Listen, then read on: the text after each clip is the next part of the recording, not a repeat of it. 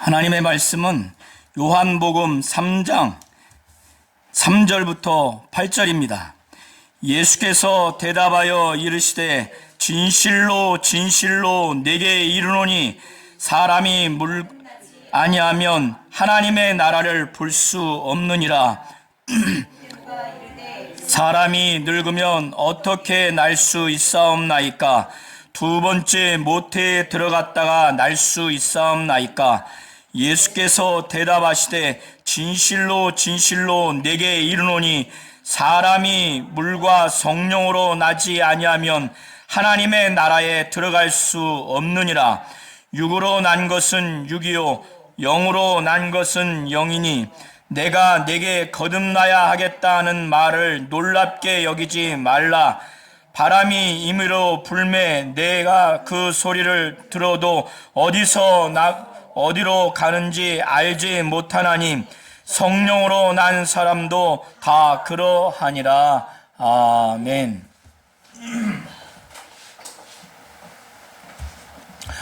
하나님은 예수를 통해서 영생을 주시고 성령으로 말미암아 거듭나게 하시는 분이십니다. 유대인의 유월절에 예수께서 예루살렘에 계셨습니다.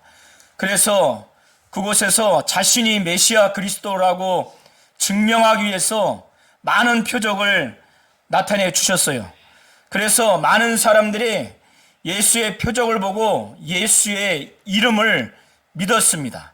그런데 예수께서는 친히 사람들을 아시고 사람 속에 있는 것을 다 아셨기 때문에 많은 사람이 예수의 이름을 믿었다 할지라도 자신의 몸을 그 사람들에게 의탁하지 않았어요. 사람을 알고 있기 때문에, 사람 속에 있는 것을 친히 알고 있기 때문에, 그래서 그 사람들의 믿음이 지금은 온전한 것 같다 할지라도, 겉으로는 온전한 것 같다 할지라도, 그래서 제3자가 이 사람은 확실히 믿을 만합니다, 사람에 대해서 증언을 받을 필요가 없다는 겁니다. 그런데 그 중에서 바리새인 중에 한 사람인 니고데모라고 하는 사람이 있었어요. 이 사람은 유대인의 관원, 곧 지도자입니다. 그리고 예수께서 오늘 말씀하신 것처럼 이스라엘의 선생이라고 그래요. 이스라엘의 선생이라고 하는 것은 율법을 해석하고 율법을 가르칠 수 있는 랍비라고 말하는 겁니다. 그리고 유대인의 지도자라고 하는 것은 오늘 성경에 보면은 방가로 1번 난해주에 보면은 사내들인 공회원이라고 그러죠. 그러니까 로마 제국에 의해서 이스라엘이 지배를 받아서 로마의 통치를 받고 있는 상황 하에이지만은 유대 사회의 자치적으로 사법권이나 또 삶을 살아가는 데 있어서 필요한 것들을 결정하고 집행할 수 있도록 하는 그 기구가 있는데 그것이 산헤드린이라고 그래요. 유대 사회에서의 그 공회예요. 거기에 바리새인이 회원이라는 거예요. 72명 중에 한 사람이라는 겁니다. 그리고 바리새인이라고 하는 것은 이 유대 사회에서 이 당시에 두 파가 있는데 바리새파하고 사두개파가 있어요. 우리 성도님들이 잘 들어보셨죠? 유대인이 이 당시에 한 50만 명이라고 합니다. 그 중에 바리새인이 몇 명이냐면 6천여 명이에요. 50만 명 중에서 6천 명인데 이들은 나름 율법을 아주 보수적으로 철저하게 그들은 읽고 믿고 그걸 행하려고 하는 그런 자들입니다. 물론 이들은 예수 앞에서 평가받기를 이미 외식하는 자들이라고 평가를 받았지만은 그 사회에서만큼은 그들 스스로 여기기를 굉장히 보수적이고 굉장히 거룩하고 굉장히 아주 나름 신령한 그런 삶을 살고자 모인 거룩한 운동을 하고자 하는 사람들의 파예요. 이들은 일주일에 2번 금식합니다. 월요일과 목요일, 그리고 하루에 3번 기도를 해요. 그리고 구제도 합니다. 그러니까 이 바리새인들, 이 사람들은 일반 유대 백성들과는 달라요. 예루살렘에서 예수께서 많은 표적을 일으킨 걸 봄으로 인해서 그들이 순간 오래 가지는 않았겠지만은 예수의 이름을 믿었다고 하는 것은 그 당시의 유대 사회에서 예수의 표적으로 인해서 예수가 평범한 이스라엘 사람이 아니다라고 하는 그런 생각은 갖고 있는 사람이 전혀 없어요. 대부분은 이런 표적을 하는 걸 보니, 특별히 니고데모를 중심으로 한 바리새인 일부 내지는 공회원 일부, 또 유대 사회에서의 선생인 랍비 중의 일부가 이 예수를 보니까 하나님이 함께 하시는 자구나, 이 표적을 볼 때 우리 성도님들도 지금까지 신앙생활하면서 귀신도 막 쫓고 이적도 나타나고 능력도 많이 나타나는 사람을 보면, 또 그런 목사님 보면은 하나님이 특별히 함께 하시는구나, 이분의 신앙은 하나님이 받으시는구나, 이분의 기도는 더 받으시는구나, 이런 생각을 하지 않습니까? 유대 사회에서 예수에게 일어난 많은 표적을 보면서 이 예수는 하나님이 함께 하시는 선생이구나, 하나님이 보내신 선생이구나, 선지자구나, 이런 생각을 한 거예요. 그래서 그 중에 한 사람인 니고데모가 오늘 본문 앞에 내용에 보면은 밤에 예수께 옵니다. 니고데모가 왜 예수께 그것도 밤에 왔을까요? 한번 생각을 해보시기 바랍니다. 니고데모는 아까 말씀드린 것처럼 바리새인이라고 그랬죠. 유대인의 지도자라고 했습니다. 이스라엘의 선생이에요. 그러니까 정치적으로, 또 종교적으로, 또 경제적으로 상당한 지위에 있는 사람이에요. 그는 율법 학자입니다. 신학자예요. 율법에 대해서 매우 잘 알아요. 그런데 이 예수의 표적을 보고 이는 평범한 이스라엘 백성 중에 한 사람이 아니다, 하나님으로부터 보냄을 받았구나, 이 정도까지 마음의 그 변화, 자세의 변화가 있게 된 겁니다. 그러면 율법 하에서 신앙생활을 한 니고데모가 풀리지 않는 그 숙제가 있지 않겠습니까? 그리고 이 정도로 이적과 표적이 이렇게 많이 나타나고, 그래서 하나님이 함께 하신다 확신을 갖고, 또 하나님이 보내셨다라는 그 확신을 갖게 되면 이 예수에 대해서 좀 더 알아봐야 되겠다, 예수의 말씀을 듣고 더 영적인 것을 좀 배워봐야 되겠다.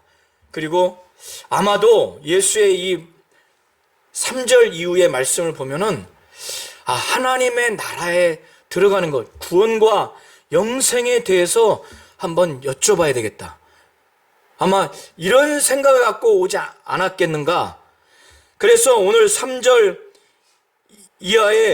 이하부터 8절까지를 보시면 예수께서 이 니고데모의 답변을 듣고 직접 하시는 말씀이 바로 이 대목을 우리가 추측할 수가 있습니다. 예수께 와서 당신은 하나님으로부터 온 선생인 것을 우리가 압니다. 자기뿐만 아니라 바리새파에 속한 사람들, 내지는 유대인의 지도자들, 내지는 또 이스라엘 선생 중에서 일부가 예수가 하나님으로부터 온 것을 믿었다는 거예요. 그걸 알고 있다는 거예요. 그리고 하나님이 함께 하시지 않으면 당신이 행한 이 표적을 아무도 할 수 없다는 그런 확신을 갖고 온 겁니다. 그런데 묻기도 전에 오늘 예수께서 하시는 말씀을 한번 3절부터 8절을 다시 눈으로 한번 보시기 바랍니다. 예수께서 이 니고데모에게 진실로 진실로 내게 이르노니 예수께서 이 헬라어 원어로는 진실로 진실로가 아멘 아멘입니다. 이렇게 강조하면서 두 번 말씀하시는 것은 매우 사실이고 또 매우 사실이니까 이거를 진실로 믿으라고, 그리고 이것은 내가 말하는 것이니까 확실히 믿으라는 차원에서 매우 중요하니까, 그래서 진실로 진실로 내게 이르노니 사람이 거듭나지 않으면 하나님의 나라를 볼 수 없다고 이 말씀을 하니까 니고데모가 놀란 겁니다. 그는 율법 신학자라고 그랬죠. 율법을 잘 알아요. 구전으로 내려오는 구전 율법도 잘 알아요. 이 바리새파 사람들은 특별히 율법을 철저하게 행해야 구원받을 수 있다고, 하나님의 나라에 들어갈 수 있다는 것을 믿고 지금까지 신앙생활을 했는데, 자신이 또 자기의 민족 대대로 가르침을 받았던 것과는 전혀 다르게 지금 예수께서 말씀하시는 거예요. 사람이 거듭나지 않으면, 그러니까 다시 태어나지 않으면 하나님의 나라를 볼 수 없다는 거예요. 그러니까 이 니고데모는 충격받은 거죠. 놀란 겁니다. 그래서 니고데모는 이 거듭나야 된다고 하는 이 원어의 의미가 두 가지인데, 하나는 다시 태어난다고 하는 그 의미가 있고 위로부터 태어난다는 의미가 있어요. 그러니까 요한복음 1장 12절에 영접하는 자 곧 그 이름을 믿는 자들에게는 하나님의 자녀가 되는 권세를 주셨으니 이는 혈통으로나 육정으로나 사람의 뜻으로 나지 아니하고 오직 하나님께로부터 난 자들이니라, 이렇게 기록하고 있죠.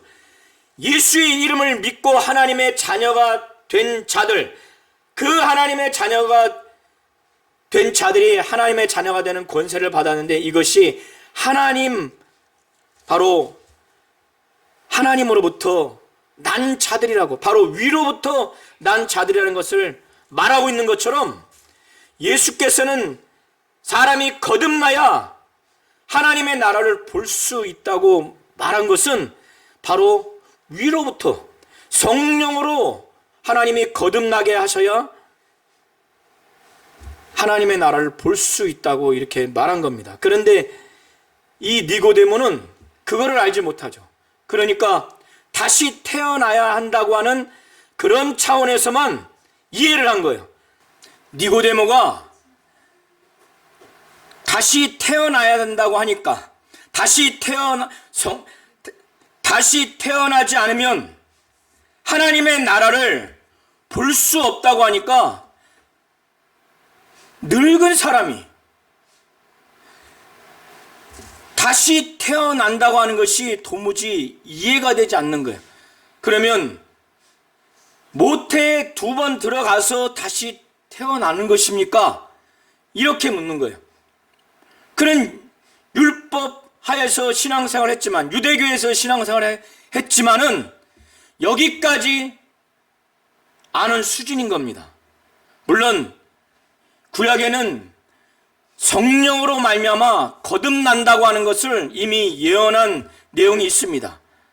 그래서 에스겔서에서도 그 내용이 나와 있고 여러 구약 성경에 나와 있지만 니고데모는 그것을 알지 못하는 거예요. 그래서 예수께서 다시 5절에 진실로 진실로 내게 이르노니 사람이 물과 성령으로 나지 않으면 하나님의 나라에 들어갈 수 없다는 거예요. 예수는 물과 성령으로 거듭나지 않으면 하나님의 나라를 볼 수도 없고 들어갈 수도 없다는 거예요. 볼 수 없고 들어갈 수 없다는 건 똑같은 내용이에요. 들어가야 볼 수 있는 거고, 또 볼 수 있다고 하는 것은 이미 들어간 거예요. 하나님의 나라를 우리는 혈과 육으로 이 하나님의 나라를 유업으로 받을 수 없다고 하는 것을 사도 바울을 통해서 우리는 잘 알고 있죠. 이 썩어 없어질 이 육신을 갖고는 하나님의 나라를 들어갈 수가 없어요. 그걸 유업으로 받을 수가 없습니다.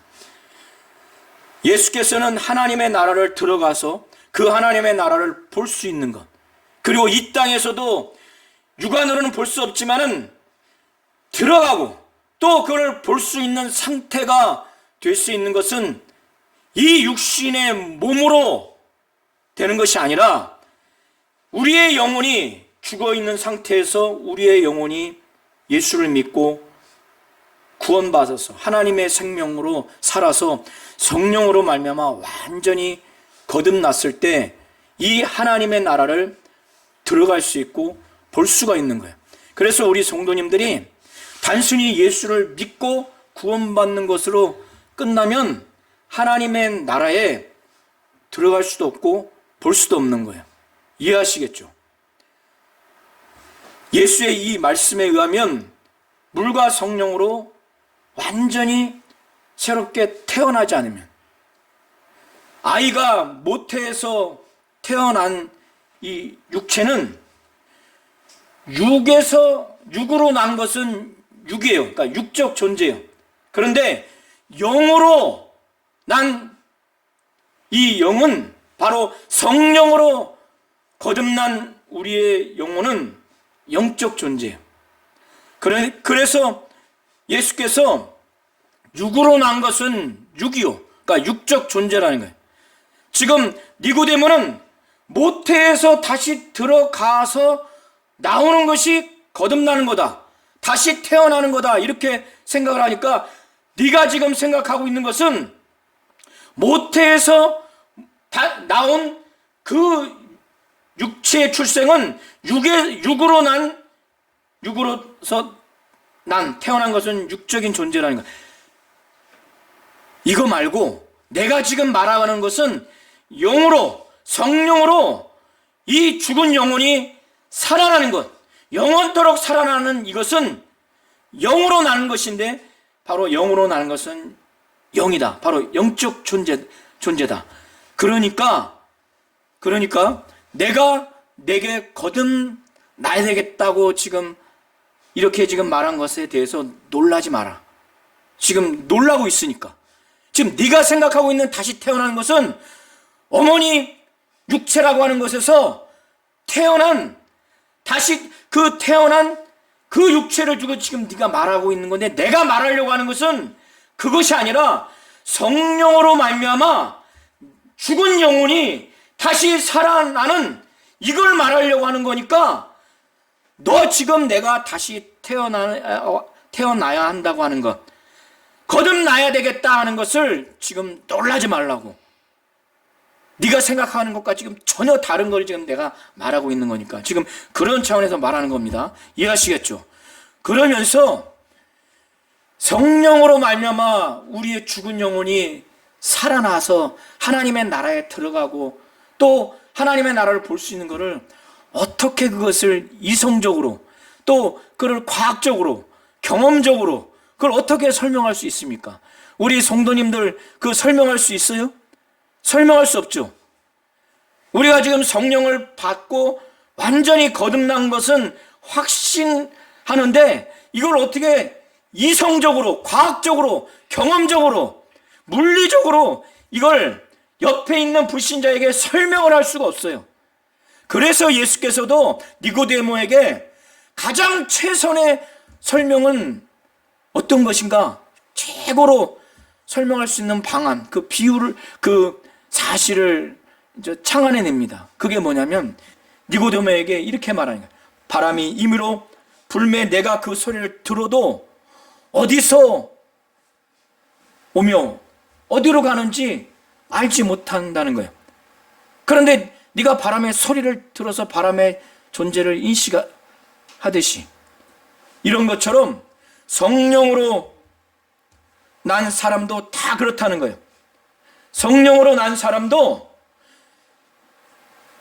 믿지 않는 자가 성령을 받은 사람에 대해서 이성적으로, 과학적으로, 합리적으로, 물리적으로, 경험적으로 완벽하게 알아야 되겠다, 그건 알 수가 없는 거예요. 이 세상의 물리적인 바람도 바람이 임의로 불면은 그 소리는 들어도 어디서부터 시작해서 어디로 가는지 알지 못하는데, 그런 것처럼 성령으로 거듭나야 된다고 하니까 이 니고데모가 화들짝 놀란 거예요. 그러면서 성령으로 난 사람도 이와 같다는 거예요. 그래서 성령으로 다시 태어난 것은 그 본인도 느끼고 옆에 있는 사람도 느낄 수 있는데, 이전에 예수 믿지 않았던 그때와 전혀 다른 사람이라는 건 아는데, 그 성령이 이 사람을 언제부터 변화시켰고 어떻게 성령이 이끌어 가시는지 그거는 알 수 없다는 거예요. 니고데모가 어떻게 그러한 일이 있을 수 있습니까? 그러니까 예수께서 그에게 책망합니다. 너는 이스라엘의 선생으로서 이러한 것들을 알지 못하느냐? 이미 아까 말씀드린 것처럼 에스겔서와 여러 성경에 이 성령으로 거듭나는 것에 대해서 이미 예언하고 있어요. 그런데 이스라엘의 선생으로서 이걸 알지 못하는 거예요. 왜 알지 못하는가? 오늘 예수께서 말씀하시는 거예요. 예수와 그의 제자들, 바로 우리는 아는 것을 내게 말하고 또 본 것을 증언하는데, 이 바리새인과 니고데모를 포함한 유대 사회에 예수는 또 그의 제자들은 아는 것을 말하고 본 것을 증언했다는 거예요. 만약에 이걸 받아들였다면 오늘 성령으로 또 물로 거듭날 것이라고 하는 것에 대해서 분명히 알고 믿을 수 있었다는 거예요. 그러나 예수와 그의 제자들이 바로 우리가 아는 것을 말하고 본 것을 증언했지만 너희가 그 증언을 받아들이지 않았다는 거예요. 그래서 11절이 그걸 말하는 겁니다. 그러면서 예수께서는 이 땅에서 하나님의 뜻과 명령을 가지고 이 땅에서 이루어진 일, 또 이룰 일을 저 땅의 일로 보시면 됩니다. 오늘 대화 중에서의 내용은 물과 성령으로 거듭나는 이 부분에 대해서 이렇게 말을 해도 믿지 않으니, 내가 땅의 일을 말해도 믿지 않는데 하물며 땅의 일도 아닌 저 하늘의 일을 어떻게 믿겠느냐?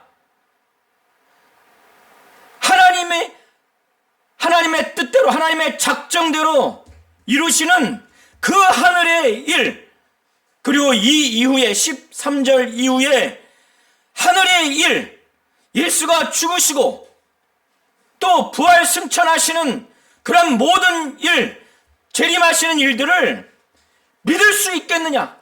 하늘 아래에서 이루어지는 이 일들을 믿을 수 있겠느냐? 이렇게 이제 책망을 하시면서 자신만이 하늘에서 내려온 자, 바로 인자는 예수 자신을 두고 말하는 겁니다. 하늘에서 내려온 바로 인자 외에는 하늘에 올라간 자가 없다는 거예요. 하늘을 가보지도 않았고 하늘에 계신 하나님을 본 적도 없고 하나님의 말씀을 들어본 적도 없는 그런 자들은 예수 자신과 같이 확실하게 100% 하나님이 어떤 분인가, 하나님의 뜻이 무엇인가, 하나님의 일에 대해서 말할 수가 없는 거예요. 하나님의 나라에 대해서 말할 수가 없는 겁니다. 예수는 13절까지 그걸 말하고 있는 거예요. 니고데모가 너무너무 답답한 거예요. 아무리 율법을 알고 그들의 민족이, 그들의 조상이 선민 사상이 있다 할지라도 예수는 하늘로부터 내려온 자 아닙니까? 하나님을 직접 본 자요, 하나님의 뜻과 하나님의 일과 하나님의 명령을 친히 들은 자입니다. 그리고 하나님이 직접 보낸 하나님의 계시자예요. 하나님 아버지의 계시자라고 하는 것은 바로 예수가 하나님이라는 겁니다. 사람이 어떻게 자기 자신을 계시하기 위해서 원숭이를 보냅니까? 사람도 자기를 나타내게 하기 위해서 가장 자신을 잘 나타내 줄 수 있는 똑똑하고 인성이 돼 있고 아주 반듯한 그런 사람을 대리자로 보내지 않습니까? 사람이 자신을 계시하려고 사람을 보내듯이 하나님이 하나님을 계시하기 위해서 보낸 존재 예수는 바로 하나님 자신이라는 거예요. 인간이 인간을 계시할 때 인간을 보내듯이 예수는 너무너무 답답한 겁니다. 그러면서 유대인들이 잘 아는 사건, 니고데모가 잘 알 수 있는 그 사건, 바로 민수기 21장 4절부터 9절을 통해서 발생이 사건이 기록된 내용을 인용하면서 하나님이 자신을 왜 세상에 보냈는가를 말씀을 증거합니다. 민수기 21장 4절부터 9절의 내용은 하나님이 모세를 통해서 이스라엘 백성을 애굽에서 출애굽시켰어요. 구원시켰어요. 그래서 가나안 땅을 들어가는데 직선적으로 가나안으로 들어가지 않고 우회하면서 에돔 땅으로 우회하면서 가나안을 들어가려고 하니까 백성들이 원망하는 거야. 하나님과 모세에 대해서 우리를 이 광야에서 죽이려고 우리를 데리고 나왔느냐. 그리고 광야에서 준 이 만나를 하찮은 음식으로 여겨요. 그러니까 하나님이 분노하셔서 불뱀을 내려가지고 죽입니다. 그러니까 그때 이스라엘 백성들이 우리가 범죄했구나. 그래서 모세에게 와서 하나님과 모세 앞에 우리가 원망해서 범죄했다고 회개를 합니다. 모세가 하나님께 기도해서 이들을 살려달라고 그런 내용이죠.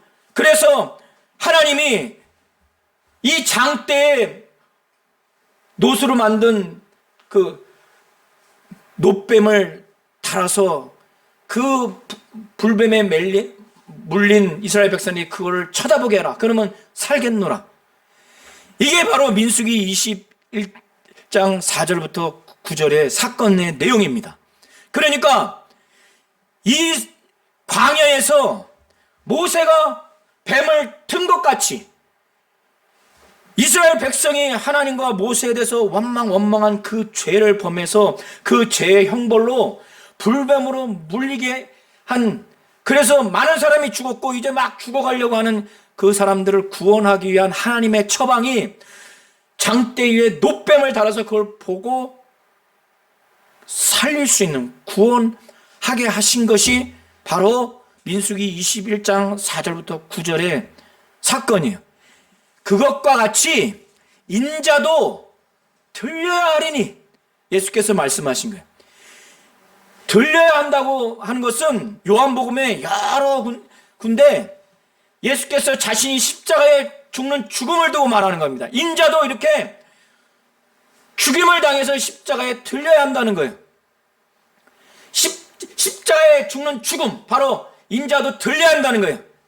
이스라엘 백성들이 모세와 하나님께 원망한 죄로 인해서 그 불뱀에 물려 죽는 그 죄의 형벌을 당했고, 거기에서 모세를 통해서 장대 위에 놋뱀을 달아서 하나님이 거기서 살려주시는 구원의 처방을 한 것처럼 인간이 아담 이후로 하나님 말씀에 불순종해서 영원히 저주받고 지옥 형벌에 들어갈 수밖에 없는 그런 상황에서 원죄를 지은 인간의 죄를 없이 하기 위해서, 그 죄의 형벌을 예수가 대신 받기 위해서 인자가 들려야 한다는 거예요.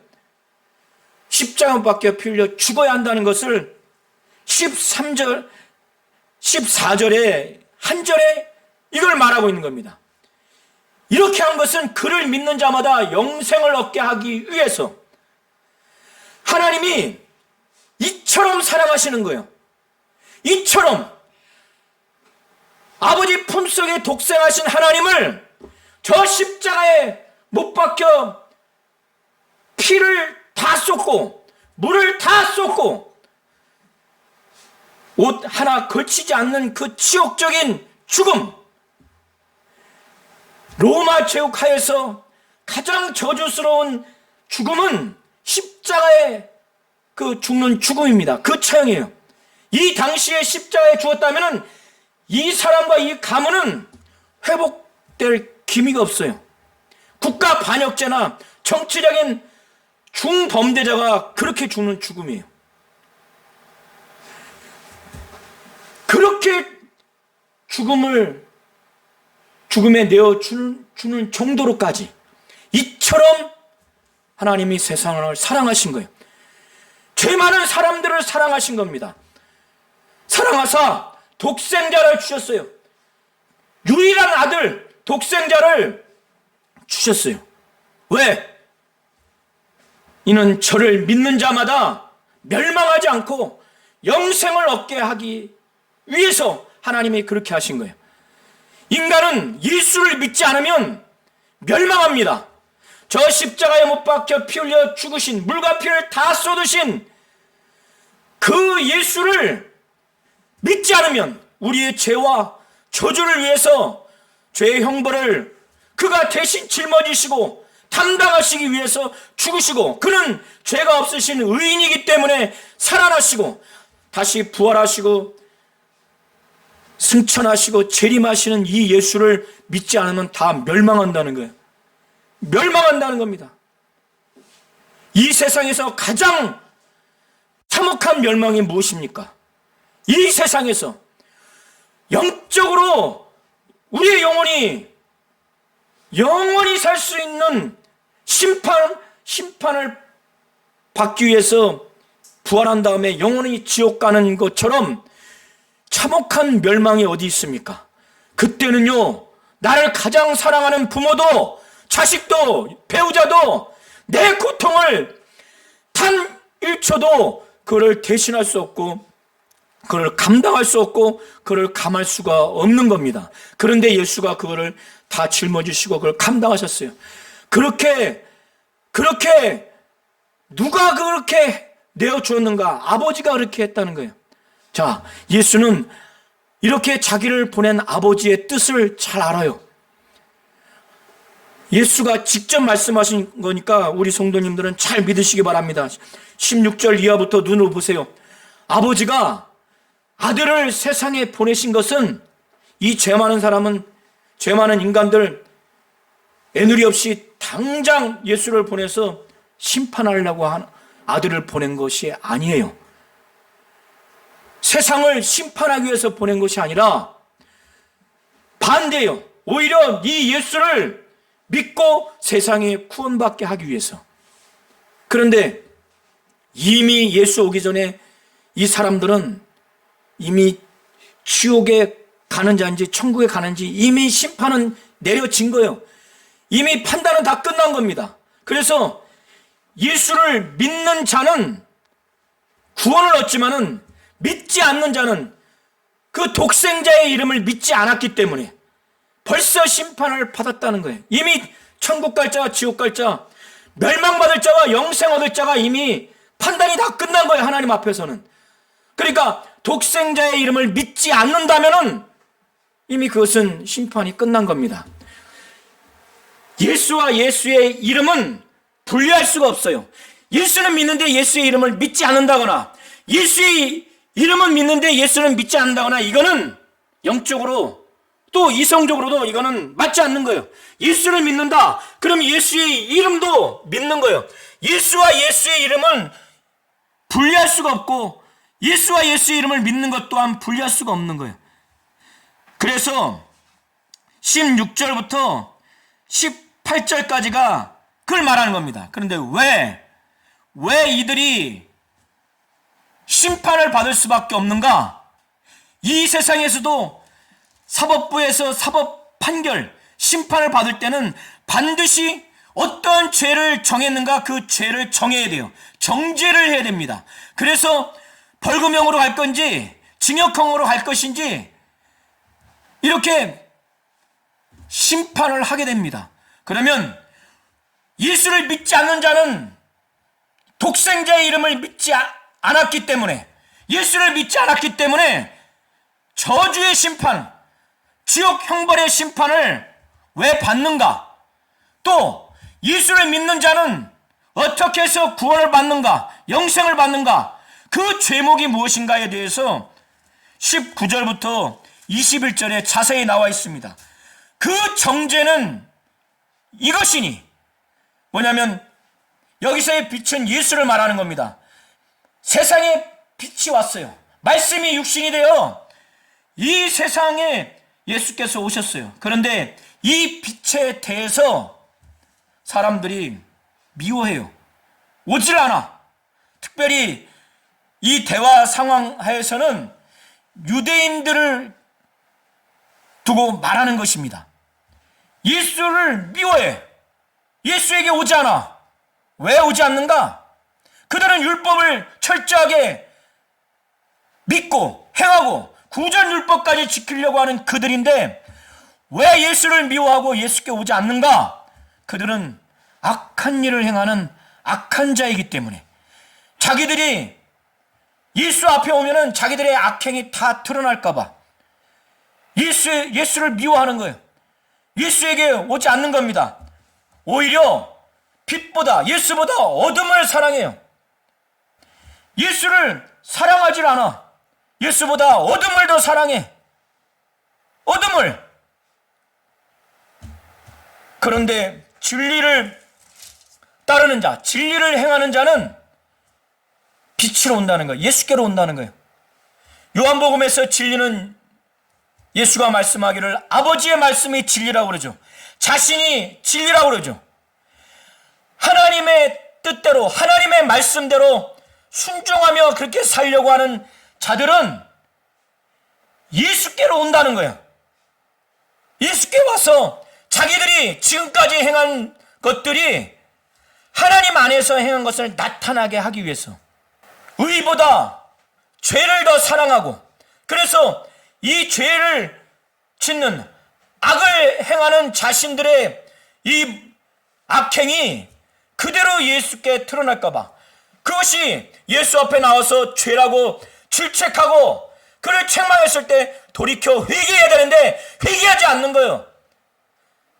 오직 진리를 따르는 자, 진리를 행하는 자만이 예수께 온다는 거예요. 아, 예수 앞에 와서 내가 지금까지 하나님 말씀대로 살려고 했는데 예수의 말씀을 들어보니 더 회개하고 더 온전해져야 되겠다. 그래서 회개하고 돌이켜서 예수를 믿고자 예수께 온다는 거예요. 하나님은 예수를 통해서 우리에게 구원, 바로 영생을 주시는 분이시고 성령으로 말미암아 우리를 거듭나게 하시는 분이십니다. 하나님이 예수를 성령으로 죽은 자 가운데서 살리셨어요. 그래서 예수를 죽은 자 가운데서 살리신 이의 영이 우리 안에 있으면 우리의 죽을 몸도 신령한 몸으로 우리를 살리실 것입니다. 오늘 예수가 물과 성령으로 거듭나지 아니하면 하나님의 나라를 들어갈 수 없다고 말했을 때 이 물은 학자들이 물 곧 성령으로 해석하는 학자도 있고 물은 뭐 요한의 침례라고 말하기도 하고 일반적인 침례로 말하기도 하는데 다수의 학자는 물은 물로서 침례를 받는 것을 말합니다.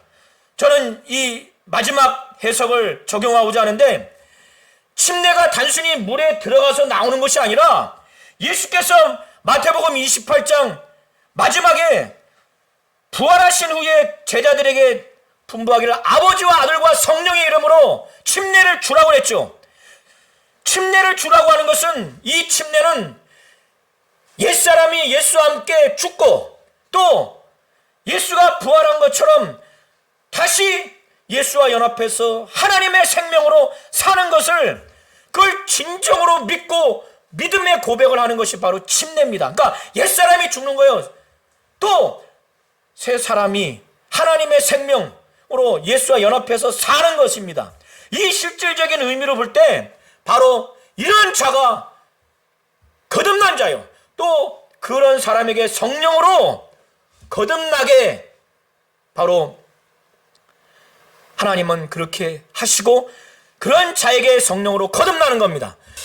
하나님은 예수를 통해서 구원과 영생을 주시고 성령으로 말미암아 거듭나게 하시는 분이심을 분명히 하셔서 오늘 우리 모든 성도님들이 성령 충만하고 성령의 감동을 받아서 우리가 처음 성령 받을 때 그 감동, 거듭남의 그 체험을 일순간으로 머물지 않냐고 일평생 거듭난 신앙생활, 하늘나라를 보고 하늘나라에 들어갈 수 있는 확실한 신앙생활을 할 수 있도록 그리고 예수로 말미암는 이 구원과 예수로 말미암는 이 영생을 확실하게 우리의 심령의 믿음으로 갖고 예수로 말미암는 구원과 영생, 그리고 성령으로 말미암는 거듭난 신앙생활을 확실히 하시기를 예수의 이름으로 축원합니다.